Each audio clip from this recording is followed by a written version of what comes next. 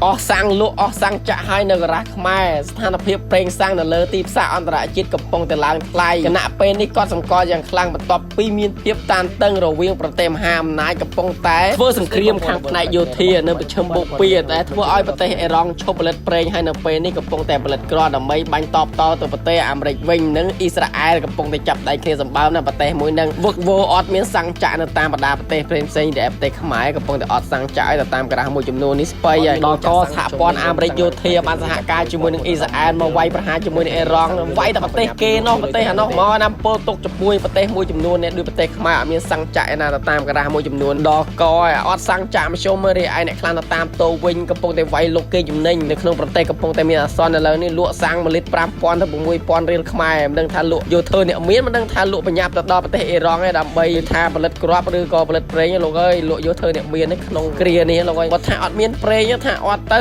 លក់ទៅតាមតម្លៃទីផ្សារដែលគេបានចែងទៅយើងលក់ចង់បានលុយអីណាសម្បើមិនងាប់ទៅយកលុយទៅតាមមិនស្អប់ណាស់និយាយពីព័ត៌មានសាំងឡើងថ្លៃនេះវិញរីឯអ្នកខ្លះទៅចាក់សាំង1លីត្រ6000និយាយពីត្អូញថាអត់មានលុយចាក់ទេហេតុអ្វីបានជាឡើងថ្លៃហើយអ្នកខ្លះទៀតនៅពេលដែលអត់មានសាំងមានអីចឹងថាប្រទេសមិនអាចនាំសាំងចូលមកអញ្ចឹងថាកំពុងតែមានភាពតានតឹងរវាងប្រទេសអ៊ីរ៉ង់ជាមួយនឹងអាមេរិកជាមួយនឹងអ៊ីស្រាអែលអញ្ចឹងបាននាំគ្នាទៅសរុបទិញសាំងទិញប្រេងយកមកចាក់ឡានរបស់ខ្លួនឯងសួរថាធ្វើអញ្ចឹងដើម្បីអ្វីវាមិនមានអីទូគួរឲ្យគាត់សង្កត់ទេខ្មែរយើងកំពុងតែគប់គង់ប្រេងព្រោះប្រេងកំពុងតែដឹកចេញមកពីប្រទេសផ្សេងគេគិតតែខិតខំប្រឹងផងដែររីឯអ្នកខ្លះខំភ័យយកឯណាទៅទិញឲ្យទាំងក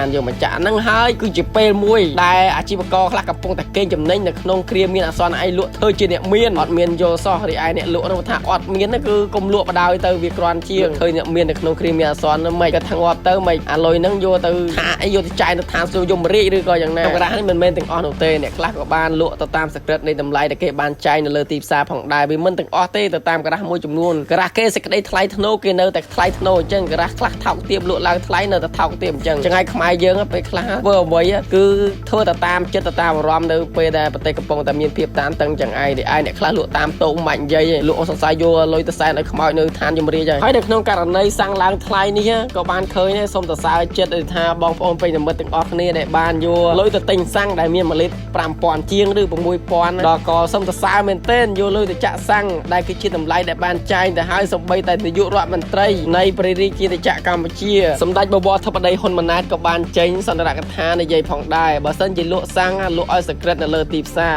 កុំឡើងទៅតាមតម្លៃរបស់ខ្លួនឯងដែលបានដាក់ចែងបើសិនជាគេបានប្រាប់ឲ្យតម្លៃនៅលើទីផ្សារលក់មិនក៏លក់ទៅបើសិនជាអត់មានក៏អត់លក់ទៅកុំលក់កេងប្រវាញ់ចំពេលដែលប្រទេសកំពុងតែតានតឹងជួបសង្គ្រាមនៅក្រៅប្រទេសរីឯការនាំសាំងព្រៃនោះវាកំពុងតែនាំមកហើយកំពុងតែមានថាកា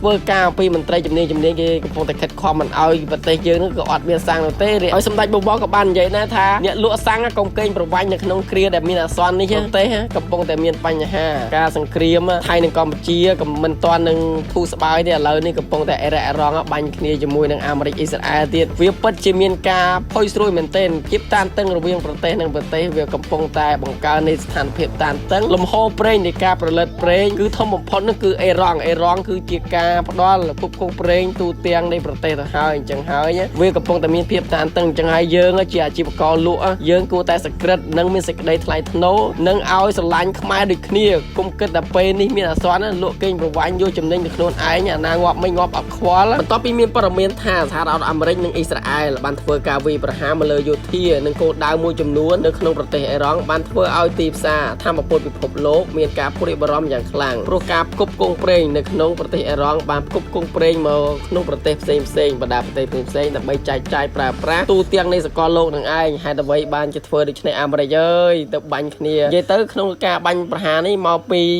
តែថាអ៊ីរ៉ង់ហ្នឹងគឺគម្រាមកំហែងទៅកាន់អាមេរិកដែរខ្លួនឯងហ្នឹងគាត់ថាមានប្រេងមានអីលក់បានលុយច្រើនអញ្ចឹងផលិតវត្តបានណាអត់មានខ្លាយអាណាលើគេដាក់ក្តឹងងាប់បាត់ព័ត៌មានអន្តរជាតិនេះវិភាគសេដ្ឋកិច្ចបានបញ្ជាក់ថាតំបន់មជ្ឈិមបូព៌ាគឺជាតំបន់ផលិតប្រេងដ៏ធំបំផុតនៅក្នុងពិភពលោកដូច្នេះរាល់ភាពតានតឹងឬសង្គ្រាមនៅក្នុងតំបន់នេះអាចប៉ះពាល់ដល់ផ្ទាល់ទៅលើការផ្គប់ផ្គង់ប្រេងមកកាន់ប្រទេសផ្សេងជាពិសេសមកកាន់ប្រទេសអាស៊ីយើងគឺវាពិបាកបន្តិចទម្រាំមកដល់ប្រទេសអាស៊ីយើងគឺវាទ្រាំតែផលិតប្រេងបានគឺវាពិបាកហើយប្រទេសសិនជានិយាយ ទៅប្រទេសស្រុកខ្មែរយើងក្នុងការផលិតប្រេងផលិតអត់បានទេយើងកំពុងតែនាំចូលប្រេងក៏ពីសិង្ហបុរីផងឥឡូវនេះប្រទេសសិង្ហបុរីកំពុងតែខ្វះខាតប្រេងមិនដឹងធ្វើយ៉ាងម៉េចទេអានឹងក៏តាមដឹងទៅបើសិនជាអត់ក៏អត់ដល់នាំគ្នាជីកង់ដោយសារតែមានការភ័យខ្លាចការនាំចូលប្រេងពីអ៊ីរ៉ង់នៅក្នុងតំបន់នេះអាចមានការរំខានតម្លៃប្រេងនៅលើទីផ្សារអន្តរជាតិក៏ចាប់ផ្ដើមឡើងថ្លៃហើយវាអាចប៉ះពាល់ដល់តម្លៃប្រេងសាំងនៅតាមប្រទេសជាច្រើនផងដែរមិនភ័យខ្លាចតឡើងសាំងទេឥឡូវមិននិយាយស្រុកខ្មែរឡើងមុនគេស្ទុះដល់ 6000 ឥឡូវនឹងគិតមិនទេអ្នកខ្លះនឹងថាលក់បញ្ញាប់យកលុយទៅណានេះឯងអ្នកចាំចាក់នោះ 6000 ក៏ចាក់ដែរខ្លាចអត់សាំងនឹងចាក់ម៉ូតូទៅធ្វើការដឹកជញ្ជូនជាពិសេសអ្នកខ្លះវិញមិននិយាយទេទិញឯងទុកទាំងកានខ្លាចអត់មានសាំងចាក់នៅក្នុងស្រុកខ្មែរអូយភ័យណាក៏ភ័យនិយាយ20មិនបងងាកមិញខ្ញុំដើរចាក់ឡើងប្រហែលការ៉ាស់ 2-3 ការ៉ាស់អត់មានអីចាក់ផងឥឡូវនេះទៅទិញតាមតូបគេលក់ 6000 ហ្នឹងចាក់អស់1លីត្រដែរគេដែរធ្វើមិនបើអត់មានសាំងហើយនៅក្នុងនេះអ្នកជំនាញផ្នែកឧស្សាហកម្មបានចេញមកប្រមានថាប្រសិនបើមានភាពតានតឹងរវាងអ៊ីរ៉ង់និងក្រុមសម្ព័ន្ធដែលនឹកនាំដោយសហរដ្ឋអាមេរិកនិងអ៊ីស្រាអែលបន្តឡើងកើនកម្ដៅនិងបន្តភាពតានតឹងតម្លៃប្រេងសាំងនឹងអាចបន្តកើនឡើងនៅក្នុងរយៈពេលខាងមុខជាមិនខានឡើយបើសិនជានៅបន្តវាយជាមួយអ៊ីរ៉ង់ទៀតអាមេរិកមិនទេឥឡូវនេះប្រទេសកំពុងតែជួបភាពតានតឹងអត់ប្រេងអត់អីចាំងអាមេរិកនៅតែបន្តវាយអ៊ីរ៉ង់ទៀតមានអីមានអត់ប្រេងហ្នឹងហើយបងប្អូនអើយអ្នកជំនាញឧស្សាហកម្មក៏បានចេញមកផ្សាយដែរអន្តរជាតិក៏គេគិតគូរអំពីតម្លៃប្រេងសាំងនិងការតម្រូវការរបស់មនុស្សយើងវាសឹងតែប្រើប្រាស់រាល់ថ្ងៃទៅមកជិះទៅទិញថាមហូបស៊ីជិះទៅទិញបាយជិះជូនកូនទៅរៀនជិះទៅសិក្សាជិះទៅធ្វើការជិះទៅរកស៊ីក៏ត្រូវការប្រេងសាំងដើម្បីគឺជាមធ្យោបាយធ្វើដំណើរជារៀងរាល់ថ្ងៃនឹងឯងបើសិនជាពួកបងបាញ់គ្នារាល់ថ្ងៃមិនដឹងថាបានអីទេបងអើយហើយចុះបងប្អូនទាំងអស់គ្នាគិតយ៉ាងម៉េចដែរនៅក្នុងការឡើងប្រេងសាំងនៅក្នុងតម្លៃទីផ្សារឡើងប្រេងសាំងអត់មានសាំងអីចាក់អញ្ចឹងបងប្អូនគិតយ៉ាងម៉េចឥឡូវនេះអត់សាំងចាក់ឡើងថ្លៃតើខឹងអ្នកណាខឹងអាមេរិកឬខឹងអ៊ីស្រាអែលឬខឹងអ៊ីរ៉ង់អត់ផលិតប្រេងដើម្បីផ្គត់ផ្គង់ទៅតាមប្រទេសផ្សេងបងប្អូនគិតយ៉ាងម៉េចឥឡូវនេះគិតយ៉ាងម៉េចឥឡូវបើសិនជាបងប្អូនមានយោបល់អីអាចខមមិនខាងក្រៅមកខ្ញុំបានដឹងម្នាក់មួយផងតើកំហុសខុសអ្នកណាខុសអាមេរិកឬខុសមកពីអ៊ីរ៉ង់ឬខុសមកពីអ៊ីស្រាអែលដើម្បីទៅថាយើងមិនដឹងថារឿងកើតឡើងមកពីអ្វីទេឥឡូវនេះអត់ប្រេងចាក់ទៅតាមបណ្ដាប្រទេសផ្សេងដឹងថាថ្ងៃមុខមិនដឹងថាមានសាំងចាក់ទៀតអត់ឬក៏សាំងមានហើយប៉ុន្តែវាឡើងថ្លៃអញ្ចឹងបងប្អូនបើសិនជាបងប្អូនអ្នកដែលដឹងជួយខមមិនប្រាប់ខ្ញុំម្នាក់មួយផងបើសិនជាយើងអត់សាំងជីកង់ទាំងអស់គ្នាហើយបងប្អូនបើសិនជាអត់មានអីចាក់ទេគឺដើរទាំងអស់គ្នាតែម្ដងហើយសូមសួរបងប្អូនមួយទៀតនៅក្នុងការលក់សាំងនេះនៅតាមតូបមួយចំនួនលក់សាំងឡើងថ្លៃសួរថាពួកគាត់គិតយ៉ាងម៉េចបានជាលក់ឡើងថ្លៃអញ្ចឹងចំពេលប្រទេសកំពុងតែមានស្ថានភាពតានតឹងអត់ប្រេងអត់អីលក់ប៉ុន្តែគាត់លក់ឡើងថ្លៃ1លីត្រដល់ 5000 ដល់ 6000 រៀលមិនដឹងថាគាត់គិតអីក្នុងខ្លួនទេតែបងប្អូនយល់យ៉ាងម៉េចដែរចំពោះការគាត់លក់សាំងឡើងថ្លៃអញ្ចឹងហើយគាត់លក់អញ្ចឹងឬឲ្យគាត់ឈប់លក់បើសិនជាបងប្អូនគិតយ៉ាងម៉េចជួយខមមិនប្រាប់ខ្ញុំអ្នកមួយផងឲ្យខ្ញុំបានដឹងព្រោះខ្ញុំបានចាក់សាំង 6000 ដែរ1លីត្រព្រោះវាថ្លៃពេកធ្វើការមួយថ្ងៃ 2-20000 ខ្មែរប៉ុន្តែចាក់សាំងតែ 2 លីត្រអីហ្នឹងងាប់បដ អត់មានលុយស៊ីបាយព្រឹកបដ ហើយបងទឹកបងភ្លើងបងធនាគារទៀតមានលុយណាបើសាំងឡើងថ្លៃម្លឹងហើយមួយទៀតអាត្រាំតប៉ែមែនទេនាយករដ្ឋមន្ត្រីអាមេរិកអាត្រាំនឹងធ្វើសង្គ្រាមមកវាយប្រហារវាយចំដាក់ប្រទេសណាសម្បូរប្រេងទេដឹងតែមិនឥឡូវនេះសម្លាប់នាយករដ្ឋមន្ត្រីគឺសម្លាប់មេដឹកនាំដ៏កម្ពុជារបស់អ៊ីរ៉ង់អាម៉ានីតុលាខាម៉ានីឥឡូវនេះបានស្លាប់បាត់ទៅហើយដោយសារតែការវាយប្រហាររបស់អ៊ីស្រាអែលសហការជាមួយនឹងអាមេរិកនឹងឯងក្លោងចូលផ្ទះរបស់មេដឹកនាំដ៏កម្ពុជារបស់អ៊ីរ៉ង់អាម៉ានីតុលាខាម៉ានីងាប់បាត់ឥឡូវនេះមិនដឹងថាម៉េចទេប្រេងក៏អត់បានផលិតរីឯមនុស្សក៏ងាប់ឥឡូវនេះប្រទេសហ្នឹងជាប់ឥឡូវខ្ទេចខ្ទីប្រទេសឲ្យដោយសារតែអាមេរិកធ្វើការបាញ់ប្រហារ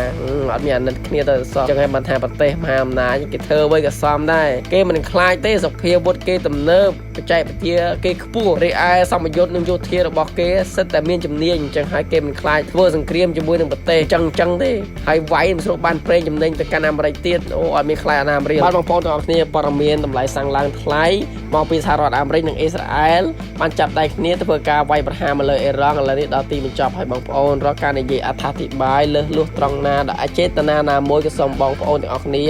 មេត្តាខន្តីអធ្យាស្រ័យឲ្យរូបខ្ញុំបាទផងដែរ